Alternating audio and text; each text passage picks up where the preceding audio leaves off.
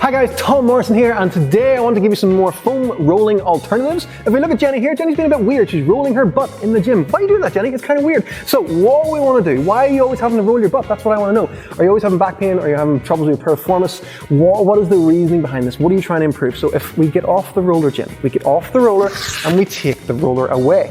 What we want to see is, can Jenny move her hips like hips, okay? So she's going to sit down into a position called the 90-90, and what I want to see is, can she sit up in that position?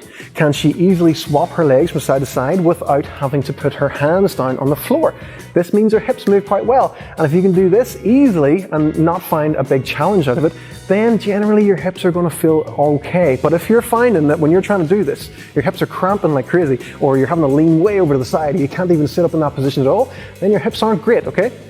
You don't need to be like the world expert at the 90-90 position, but you do want to be able to achieve the position, okay? So if you find one side's tighter than the other, especially, you can't sit up on one side at all, then that's something that you want to work on, and working on that progressively over time will improve a lot more things than just trying to roll all of your problems away. So make sure you can sit up in that position, make sure it's easy for you to not have to set the hands down in that position, and if you get any kind of weird cramps, spend more time in it, shake it off if you need to, and get straight back into it. Spend more time working on this position in your warm-ups and at home, and you'll find that your training goes a lot better.